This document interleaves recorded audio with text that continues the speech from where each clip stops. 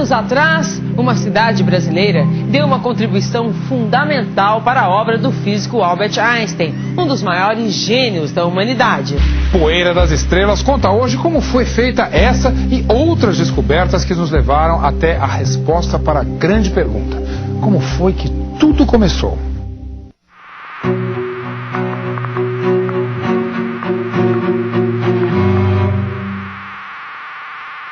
Domingo passado, Poeira das Estrelas esteve na Inglaterra para contar a história do homem que explicou a força da gravidade, Isaac Newton. Pai de uma nova matemática e inventor de telescópios mais potentes, Newton foi tão importante que depois dele as descobertas da ciência passaram a acontecer cada vez mais rápido. Olhando para o céu e enxergando mais longe, o ser humano finalmente chegou perto de uma resposta científica para a grande pergunta: como tudo começou? Afinal, de onde viemos? Esse é o tema do capítulo de hoje.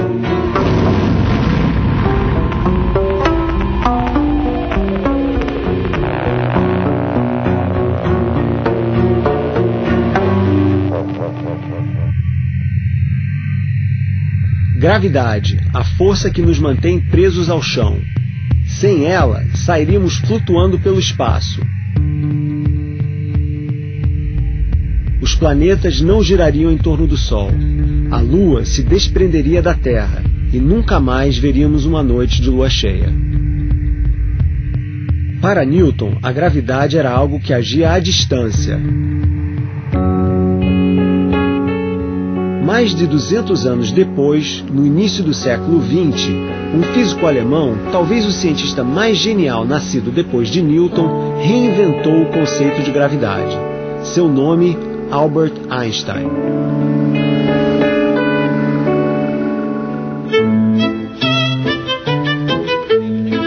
A imagem mais famosa de Einstein, a foto com a língua de fora, foi uma tentativa do cientista de atrapalhar o trabalho dos fotógrafos que o perseguiam no dia do seu aniversário.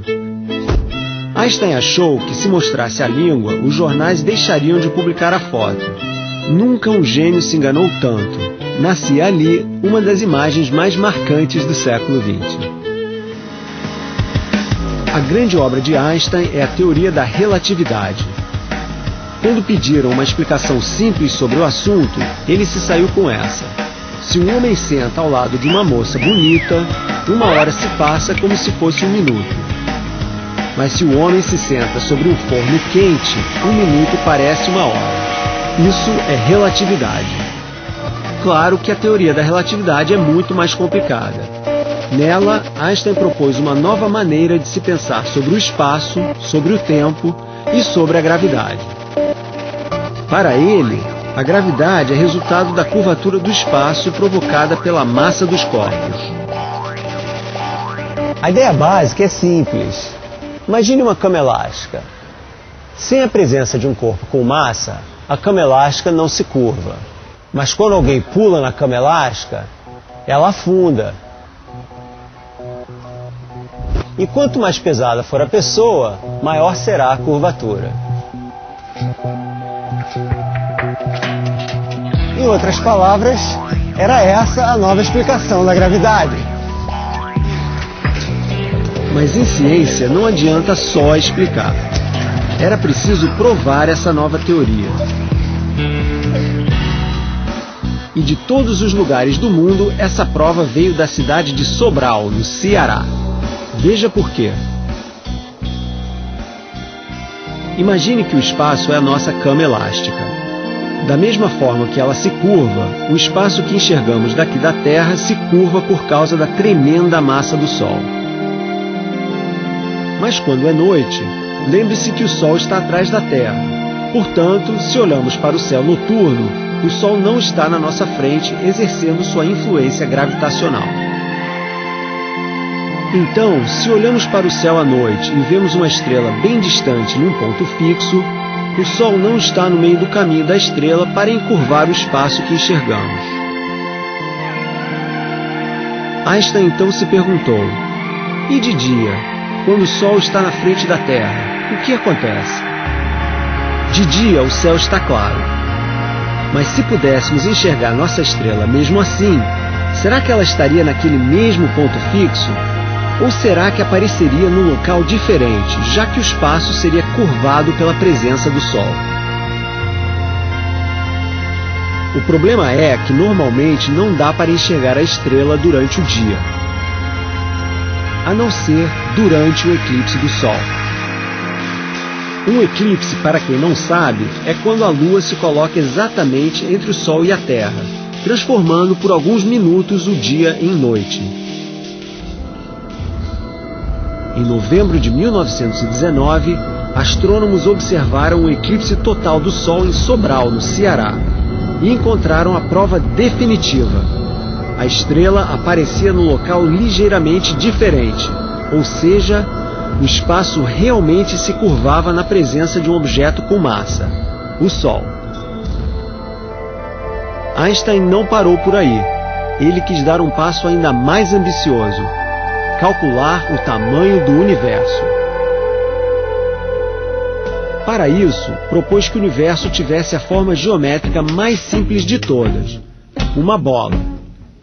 Se ele soubesse a massa inteira do universo, a massa de tudo que existe, seria possível calcular o seu tamanho, o diâmetro dessa bola. Até aí, tudo bem. Mas para conseguir fazer esse cálculo, Einstein dizia que o universo tinha que ser estático, paradinho, não se expandia nem se contraía. Fazia sentido na época, mas Einstein estava errado. O que importa para a ciência é que esse erro de Einstein abriu caminho para a grande descoberta. Estamos em Mount Wilson, um observatório nas montanhas da Califórnia, perto de Los Angeles, Estados Unidos. Em 1929, um astrônomo americano demonstrou que o Einstein estava errado, que o universo não é estático, que ele está em expansão, crescendo cada vez mais. Esse astrônomo se chamava Edwin Hubble.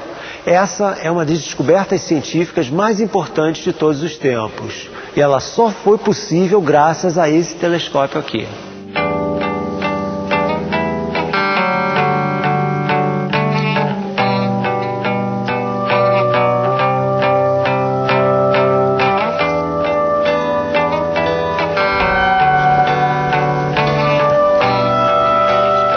Don Nicholson tem 87 anos de idade.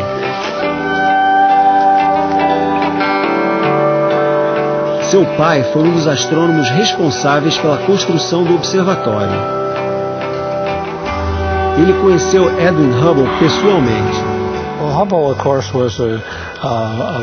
Ele nos conta que Hubble era um astrônomo brilhante, mas como tantos outros gênios, era uma pessoa arrogante e snob. Não se misturava aos funcionários do observatório.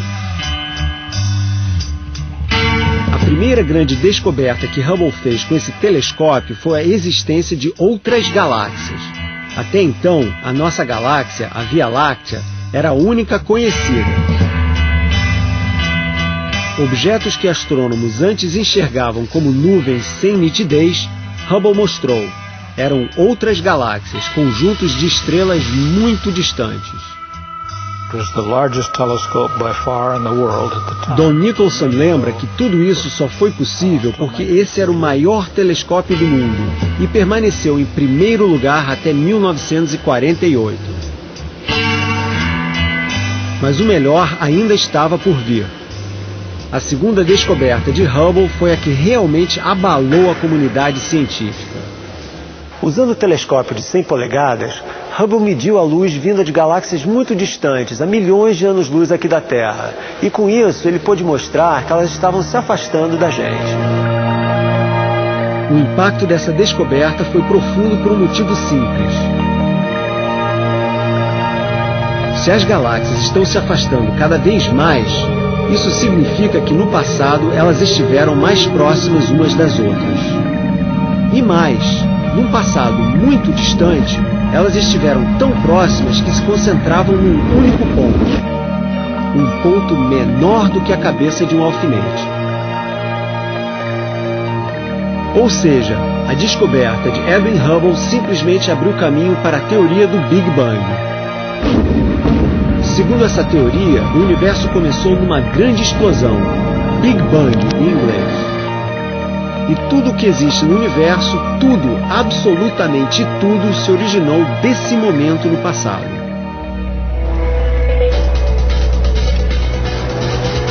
Domingo que vem, vamos conhecer em detalhes a teoria do Big Bang com a ajuda de um dos seus autores, o americano Ralph Alpher.